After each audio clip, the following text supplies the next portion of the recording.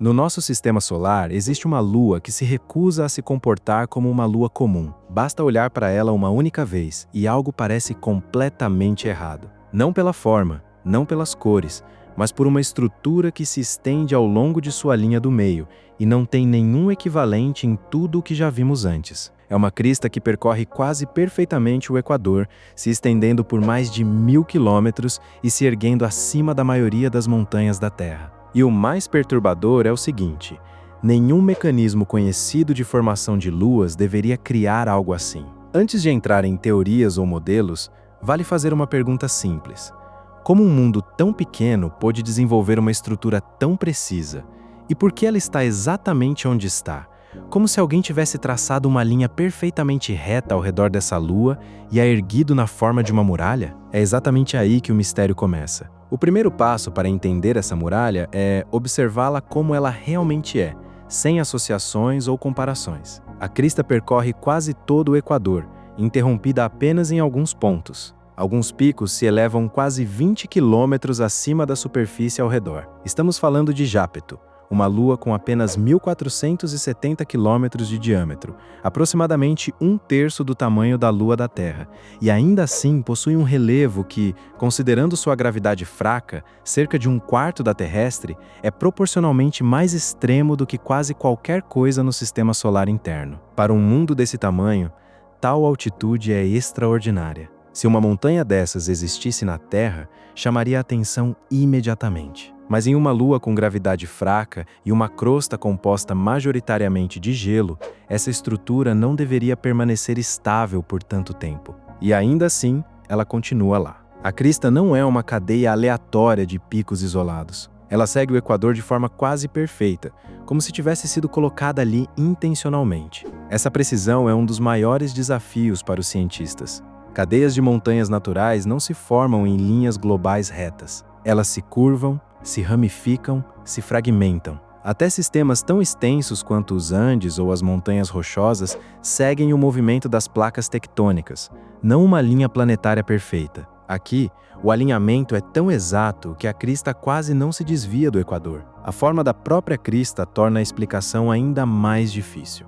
Muitos picos têm um perfil triangular nítido, com encostas íngremes que convergem em cumes pontiagudos. Esse formato geralmente surge por acumulação gradual ou erosão em condições específicas, e não por poderosos processos geológicos internos. A largura da base varia em média de 20 a 70 quilômetros. As encostas íngremes e a seção transversal uniforme indicam que o material se acumulou ao longo do Equador e não foi empurrado de baixo para cima. A superfície da crista está densamente coberta de crateras. Isso significa que ela é muito antiga. O que a formou aconteceu nos estágios iniciais da história dessa lua. A contagem de crateras não dá nenhum sinal de que a crista seja uma formação relativamente recente. Pelo contrário, o número de impactos indica que ela tem praticamente a mesma idade que a região ao redor. E isso cria mais um problema. Se a crista tivesse se formado por processos internos, isso exigiria um núcleo jovem e suficientemente quente para deformar a crosta. Mas se ela se formou muito cedo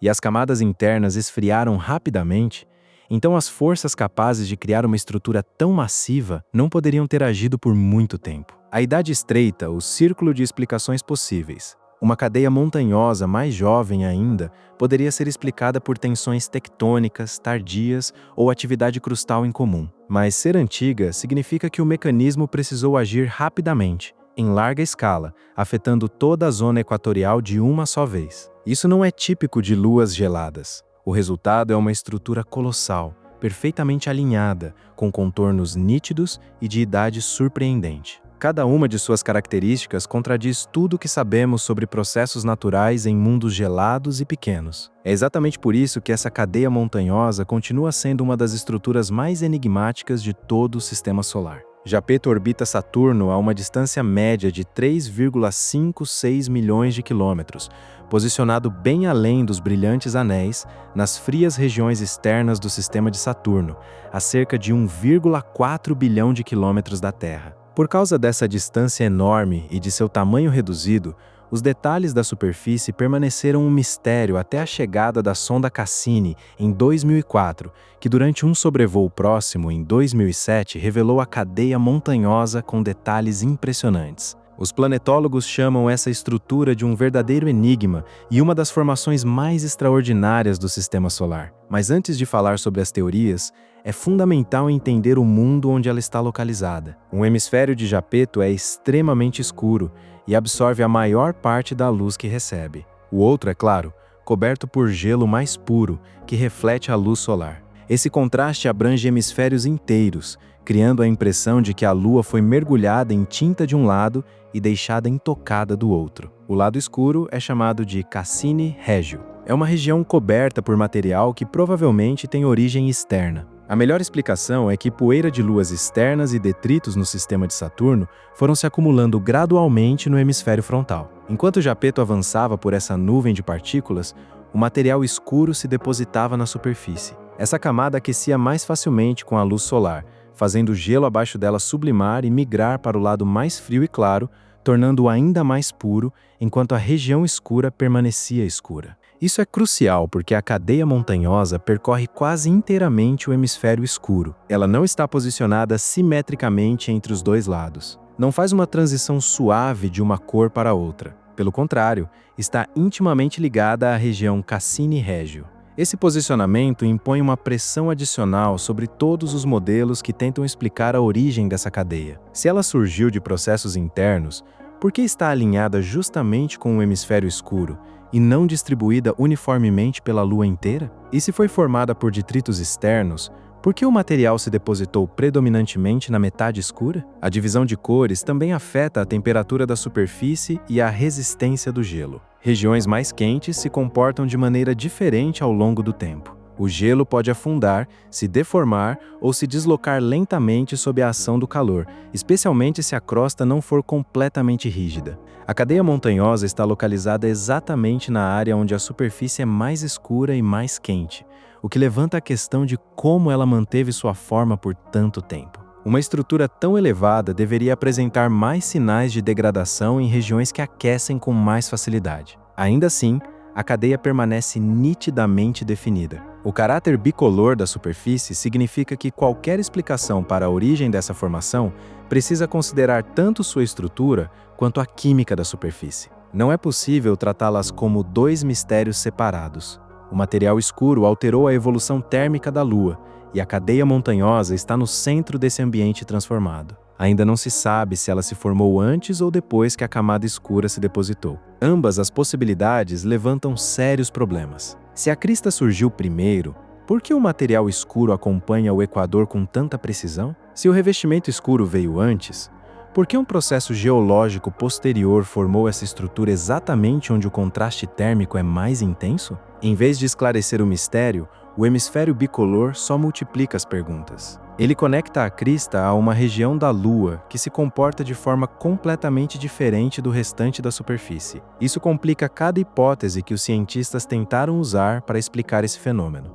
A crista não é apenas uma parede isolada. Ela está situada em uma região moldada por poeira, calor e pelo movimento contínuo do gelo ao longo do tempo. E essa conexão adiciona mais uma camada de complexidade para entender por que uma estrutura assim sequer deveria existir. Quando os cientistas viram essa crista pela primeira vez, o impulso natural foi encaixá-la em categorias geológicas conhecidas. Luas geladas podem deslizar, dobrar e se reorganizar sob a ação de forças internas. Algumas formam longos sulcos ou cadeias durante a expansão ou contração da crosta. Outras exibem fraturas causadas por tensões de maré, mas nenhum desses processos explica completamente o que observamos aqui. A atividade tectônica normalmente cria estruturas que se estendem pela superfície em trajetórias irregulares. Elas podem seguir fluxos de calor internos ou pontos fracos da crosta, mas não repetem o equador com precisão milimétrica. Além disso, cristas tectônicas não aparecem como uma única estrutura afiada envolvendo um mundo inteiro. Elas se fragmentam em segmentos,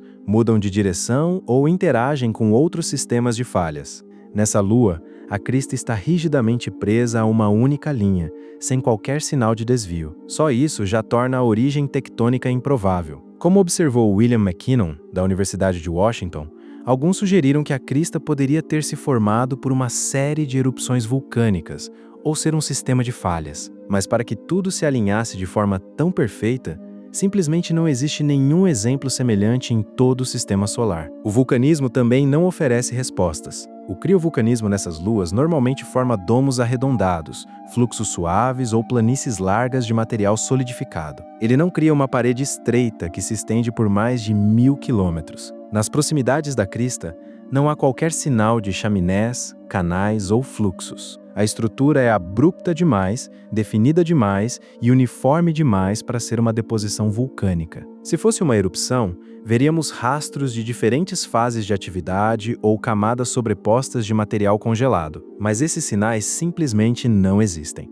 A convecção interna, a lenta mistura de gelo quente no interior da Lua, pode elevar a crosta e formar longos cinturões. Porém, estruturas convectivas não se restringem apenas ao equador e não mantêm largura e altura constantes por quase todo o hemisfério. Elas geralmente formam elevações largas e suavizadas, não picos íngremes com seção transversal triangular. Um processo poderoso o suficiente para elevar o gelo a tamanha altura deveria provocar deformações globais, fraturas ou depressões em outras regiões. Nenhum desses vestígios foi encontrado aqui.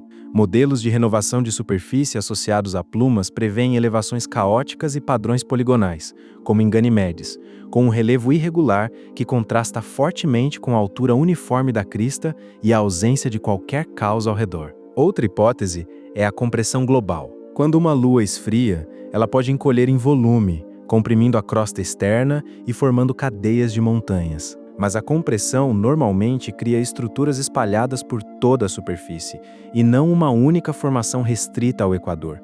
Esse processo também não explica a altura da cadeia. As forças de compressão simplesmente não são capazes de empilhar material numa muralha de 20 km de altura. O que esperaríamos ver seriam cadeias baixas, dobras quebradas ou elevações dispersas. Em vez disso, o que existe é alto, estreito e contínuo. Todas essas explicações fracassadas têm algo em comum.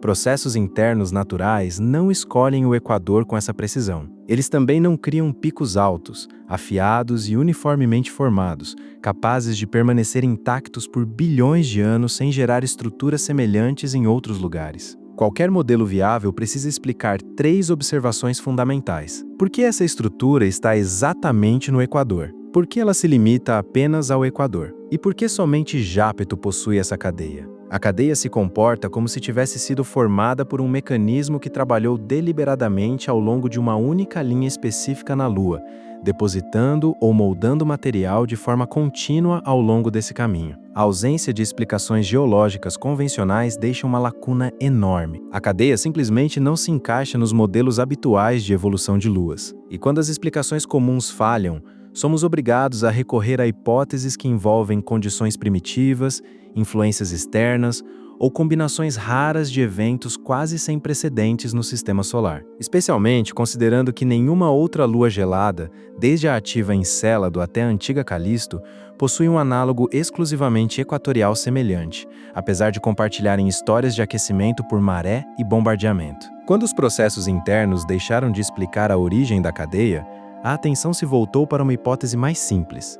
E se a cadeia não tivesse se formado dentro da Lua? A ideia de que essa Lua já teve anéis parece estranha à primeira vista, mas se alinha perfeitamente com a mecânica de corpos pequenos com massa suficiente para reter fragmentos. Se um impacto poderoso criou uma nuvem de material ao redor da Lua, parte desse entulho poderia ter se espalhado, formando um disco fino. Tudo que ficasse dentro do limite de Roche seria despedaçado, formando um anel que orbitava ao longo do equador. Mas esse anel não poderia existir para sempre.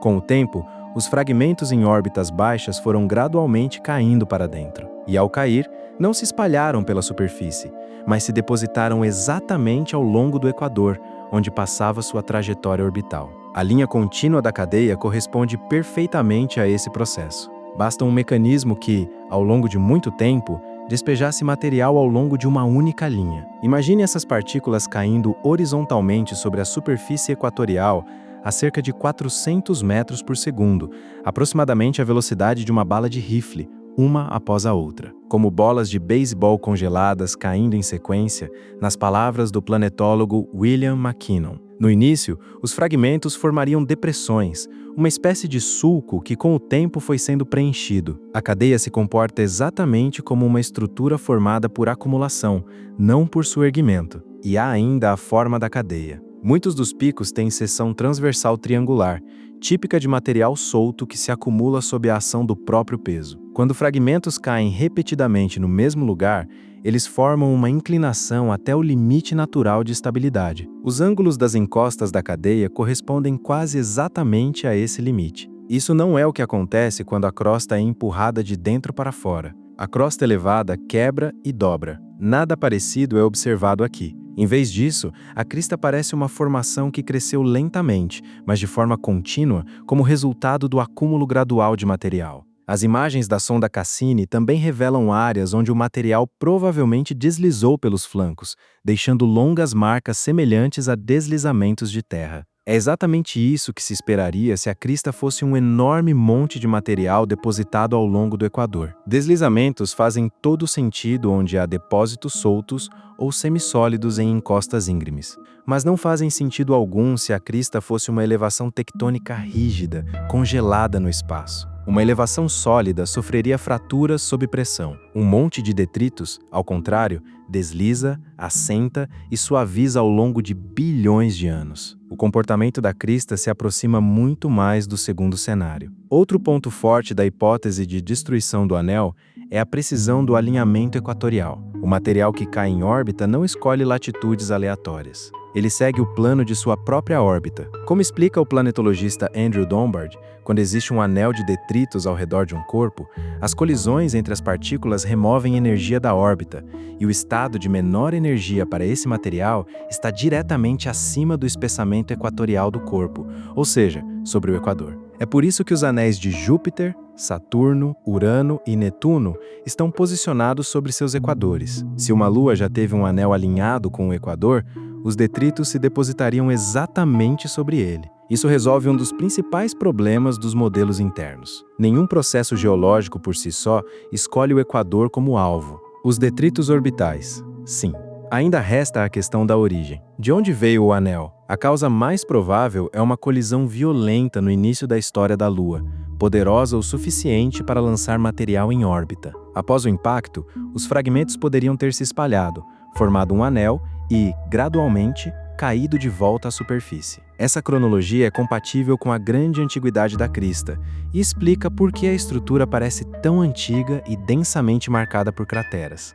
A hipótese de destruição do anel não responde a todas as perguntas, mas é bem sucedida onde os modelos internos fracassam. Ela explica a largura estreita da crista, os picos afiados, a linha contínua e o alinhamento perfeito. Também é compatível com os ângulos das encostas e com os sinais de movimento prolongado de material pelas laterais. A crista deixa de ser um enigma geológico e surge como resultado natural da perda de energia do material orbital e de seu retorno gradual à superfície. A simplicidade desse processo é uma das razões pelas quais a hipótese parece tão convincente. Com o tempo, porém, os cientistas concluíram que o próprio anel pode não explicar todas as características da crista. Isso levou a um modelo mais complexo, ligado a um impacto gigantesco nos primórdios da Lua. Nesse cenário, a colisão não criou apenas um disco de detritos, mas também uma lua temporária, um pequeno satélite formado a partir do material ejetado. Esse satélite não era estável.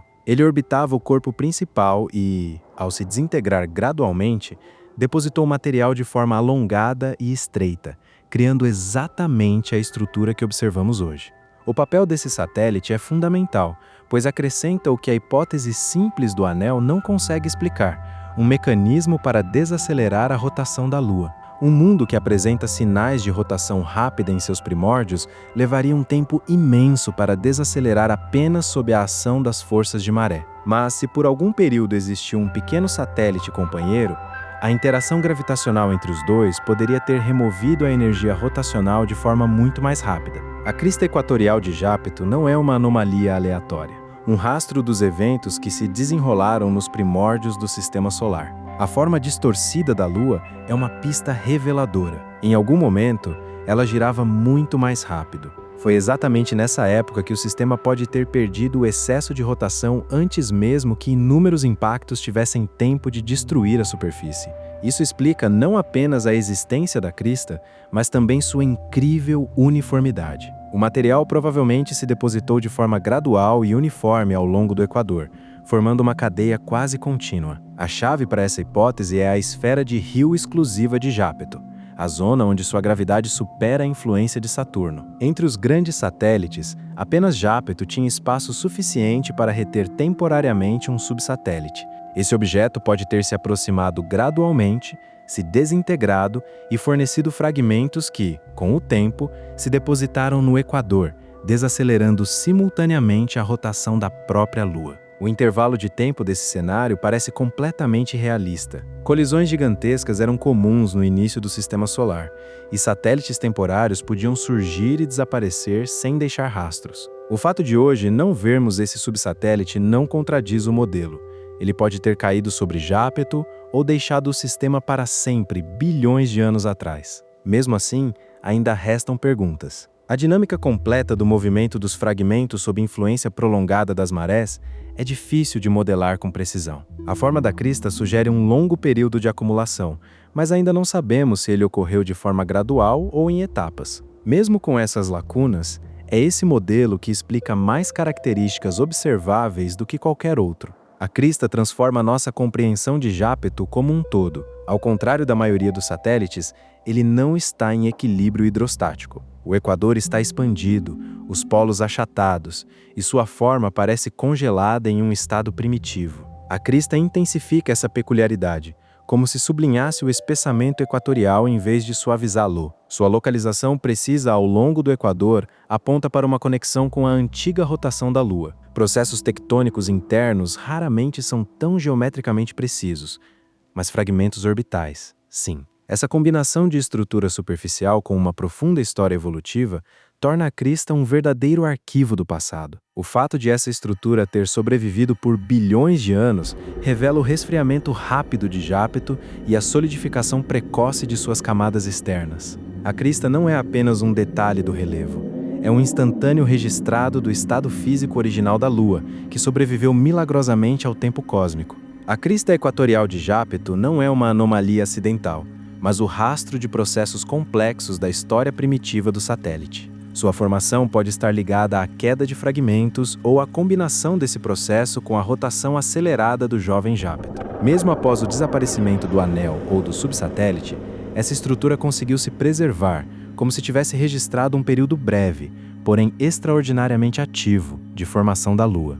A crista revela que Jápeto surgiu em um ambiente onde rotação, resfriamento e colisões externas moldaram simultaneamente sua aparência atual. Isso nos faz enxergá-lo não como uma simples esfera de gelo, mas como um mundo dinâmico com uma evolução surpreendentemente complexa. Tudo o que sabemos sobre essa crista vem de um único sobrevoo próximo da sonda Cassini. Foi mais um instantâneo do que uma investigação completa. Partes da crista foram fotografadas com baixa resolução, e a profundidade dos vales, a forma dos picos e os detalhes das encostas ainda não são totalmente compreendidos. Uma sonda moderna com câmeras de nova geração poderia preencher essas lacunas em pouco tempo. Ainda mais perguntas estão escondidas sob a superfície. Não sabemos qual é a espessura da crosta de Jápeto, com que rapidez ela se solidificou e... será que existem estruturas subterrâneas conectadas a essa cadeia de montanhas? Medições gravitacionais ou sondagens por radar poderiam revelar se o cume repousa sobre formações ocultas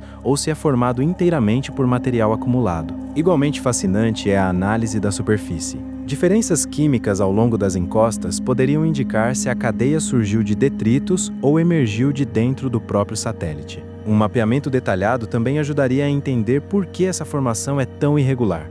Porque em alguns pontos ela é abrupta e elevada, enquanto em outros parece simplesmente desaparecer. Além disso, uma missão futura poderia investigar sua relação com o hemisfério escuro de Jápeto, determinando o que surgiu primeiro, a superfície bicolor ou a própria cadeia montanhosa. Essa resposta eliminaria de uma vez várias teorias concorrentes. Enquanto uma nova sonda não retornar a Jápeto, essa cadeia continuará sendo um enigma profundo. A Cassini apenas vislumbrou sua essência. Uma missão completa poderia transformar esse breve olhar em uma história definitiva. E finalmente explicar como uma lua tão pequena adquiriu uma das formas mais extraordinárias e perturbadoras de todo o sistema solar.